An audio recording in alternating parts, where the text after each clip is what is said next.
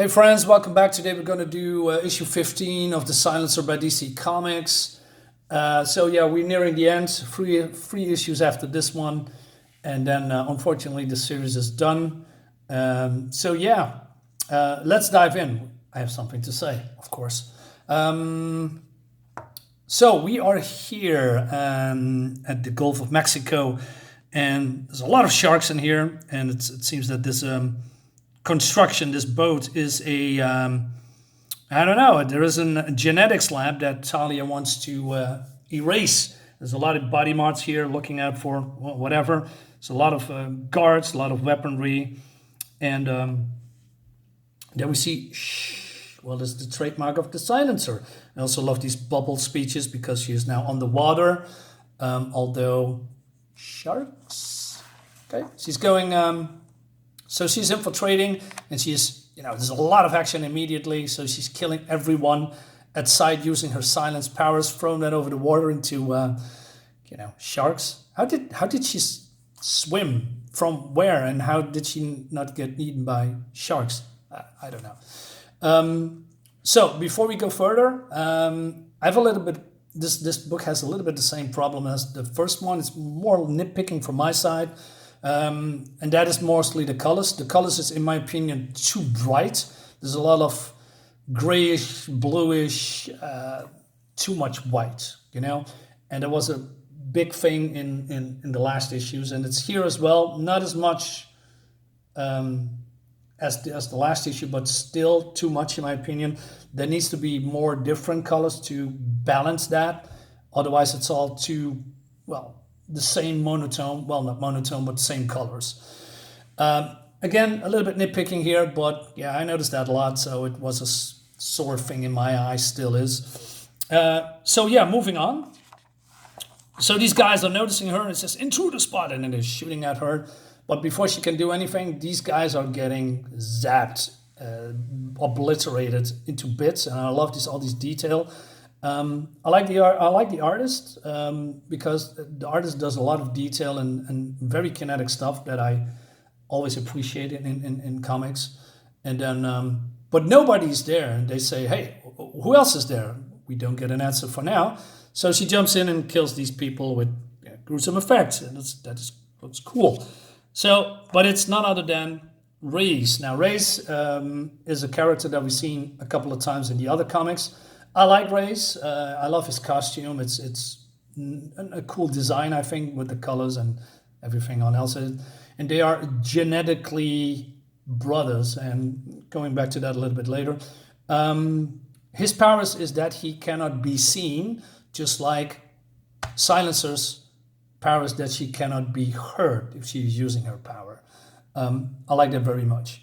So Silencer says, Reyes and I are both victims of genetic engineering, taken from Lord knows where and altered by Ra's al Ghul when we were kids. Okay, I have a problem with that. The revelation last time was that she's been genetically altered, and I don't like that at all because in my opinion, Silencer was already a cool character. I had the thing in my head that she was being, trained. By Ra's al Ghul or Talia al Ghul or whoever trained her to become a badass assassin. Strong, fast, resilient, and great combat skills. But now she has been genetically altered, means she is now better than everyone, because she's been genetically altered, giving her more on top of what she has. I don't like that at all because I think that when a normal person is training herself, just like Batman, Batman doesn't have superpowers, but he is at peak physic condition. He's the maybe not the ultimate martial artist, but one of the greatest. He's fantastic. He's Batman, right? And I saw her similar, training hard, doing all that stuff. Now, okay, we give her more, and therefore she's faster, stronger, more resilient, probably heal faster or something like that. I'm not entirely sure, but that's what I think when genetically enhanced. I don't like that at all. I think it breaks the character for me personally a little bit. But hey, it is what it is. But we're going back to that a little bit as well. Well, maybe not. We'll see. Anyway, moving on. So they're using their powers again, and I love this scene. So she's using the shh, and it fades away because of the silence bubble. And then Reyes does this, I don't know, cloaking-esque power thing, and with the shimmering and the disappearing. Very cool. I would have liked that the colors put a different background because it would have popped a little bit more. But again, great stuff. Moving on to Blake and Ben. Ben is still that Superman shirt for, I don't know, 15 issues. He really must like Superman. And he's digging into the yard because he, in the last issue, he discovered, cameras and very advanced equipment. And then there he's being, there's other guys here. He says, hold it, do not move. And he turns around and he sees these people. And I believe this is the guy that helped Silencer in the past issues, but I'm not entirely sure anymore. But they are realizing their mistake because they thought they were, I don't know, villains, because they know they are, they are friends of Silencer or accomplices or whatever. But Blake and Ben, especially Blake, doesn't know that because he still doesn't know who his wife actually is and what she does.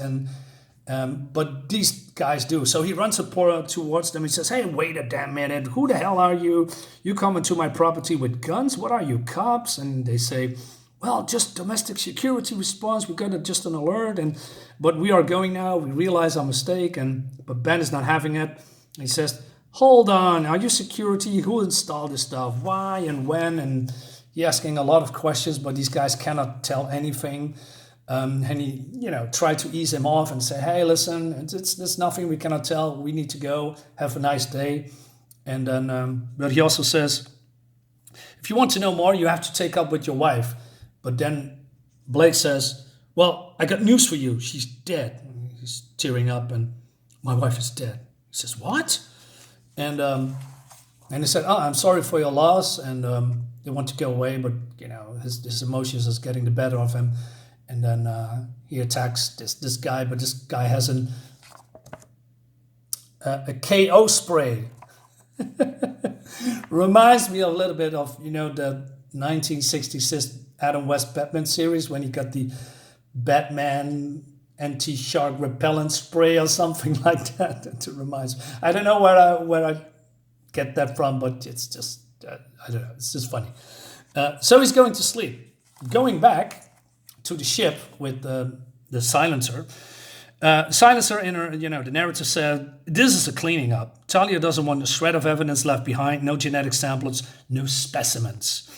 And so she's using her nano thing to open the door, and out of the door is coming something toward her, and it's a big monster that looks strange and awesome at the same time. And she says, oh, wow, that monster would have, basically she says, I think you just want to be free. So I do it. You're not entirely sure that he wants to be free. Maybe he just wants to, I don't know, survive or kill you, but you kill him anyway. I would have done the same, by the way, but I'm just screwing around. Reyes says, the failure rate on these things is enormous. The gene samples zygo moves were clearly flawed and unviable. And so he says that, well, we need to kill all these things here because that is what Talia wants. There should be no evidence. Everything needs to die and cleaned up. And then, I don't know, the ship will be going to the bottom of the sea or something. But then she says, it still turns my stomach. We could have been them, she says, because they are genetically engineered. Ugh. Yet, if I say anything, if I don't complete the mission, Talia will know that I'm faking my newfound obedience. Yeah. How does that work, by the way? She is being revived or resurrected in the Lazarus pit. And as far as I know, everybody that comes out of the Lazarus pit is temporarily insane, doesn't have any memories. So Talia brainwashed her again. at the point that she's forgetting everything, like her past, her family, and that she is being re-indoctrinated into, Talia's group of supervillains and crime organization. But somehow she just says, nah, I'm going to override that programming and I am just myself and I'm faking it. We have no recollection or evidence that is happening. We are being told in the last issue that is just, it is that, I'm not being brainwashed. I'm okay. How does that work? I think that's sloppy writing. You're just not getting out of a big brainwash program like snap of the finger. You have to show us how that works. Especially when Talia is doing that over and over and over again with a lot of people. She's a master manipulator. You just don't get out of that program with in an instant. Very weird. But moving on. So Blake is waking up and he sees Ben playing with these guys and he says, "You gotta be kidding me." And he says, "Well, are you calm now? Sorry about the train gas, mate, but there was no talking to you, so we're just playing with your kid, just to be sure he's safe." I like that. So, there's only one thing to do, and that is get rid of this specimen. So Talia gives the order. He says, "Is this how it ends now? Is it all over?" she says. Art looks great, by the way. And so she goes to her and she hugs her. She says, "You have come to rescue me. Thank you, thank you."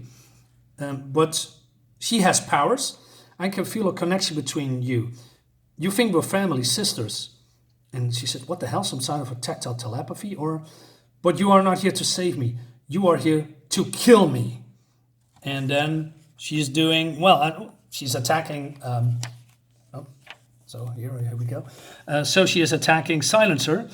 "I touch the inside of you, touch your mind. I know who sent you. Even my own sister wants to kill me. Everybody wants me dead. The world wants me dead."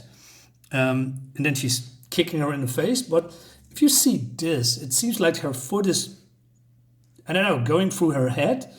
So I read a little bit further and it seems she has some kind of a phasing ability, also in combination with, the telepathic thing. She said, "But I want to live." And I like that power. So she's called Smooooke. Dun dun dun. Fatality. Yeah, that's a Mortal Kombat reference because there was a character in here there called Smooooke.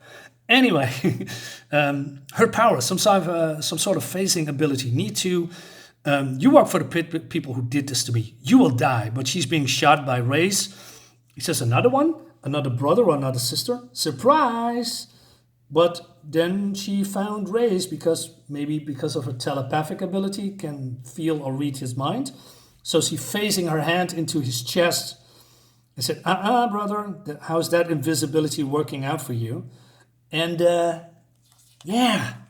skipping a few pages. Can I do this? Yeah, this is a conversation between Blake and the other guys. I'm skipping that. So Reyes, who we know nothing about, but I think is a very interesting character, just dies unceremoniously. Why? Why can't you let him live? Well, I guess because we're nearing the end of the book and there's no following up. Maybe the writers thought, hey, we're not going to touch these characters again, so let him die. Just for shock value or something. I think that's a mistake. I would have liked to see what Reyes can do, how badass of a character he is, but now he's just, fish food. And then she attacks, Silencer attacks Smooooke. And a cool battle, but she is, untouchable. I like that. I mean, invisible, unhearable, untouchable. And then she sticks her hand also into the chest of Silencer, but then she says something interesting. I don't want to kill you. I could, though. Just face my hand back solid. But if you set me free, you set me free, so I owe you. We're family. See, I'm not a monster, Honor. That's a real name. How do you know? Well, it seems I passed through you. I know everything about you. I don't want to be Smooooke anymore. I want a real name, a real life, a nice husband, and a cute kid. You had that. You had this wonderful life and you let it slip away. And all the while, I was in that case with nothing. I had nothing. I was nothing.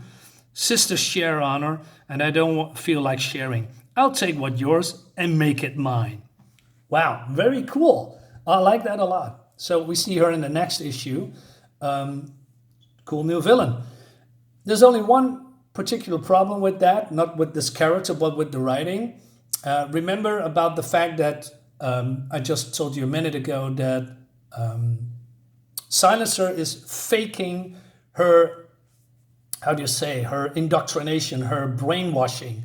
Now, wouldn't it be cool that when Smooooke faced her hand into the chest of Silencer, and she was indeed still under the influences, and that with the telekinetic or telepathic abilities in combination with the phasing, Silencer would regain parts of her memory again because, well, they have a connection with each other when she's phasing. Wouldn't that be cool? Wasn't that a better storyline instead of, hey, I broke the thingamajig, so I'm faking the brainwashing thing? Would have been cool that, you know, this was the storyline instead of the cheap fake out. And I'm not a professional writer. I write, but I'm not a professional writer. And how can I? And I'm coming up with this idea on the fly. Why couldn't you? Very weird. Anyway, but still a good, solid issue. Like this movie too. Guys, I'm going to the theaters today let's say in an hour, because I'm going to see a science fiction movie, a Blade Runner extended edition that is, you know, showing for one day only. So I'm going there with a couple of friends. And I'm going to enjoy myself and some drinks and foods. And that's what I'm going to do. I'm not sure why I told you that, but yeah. I hope you have also a great weekend. So thank you for watching. I see you next time. Bye-bye.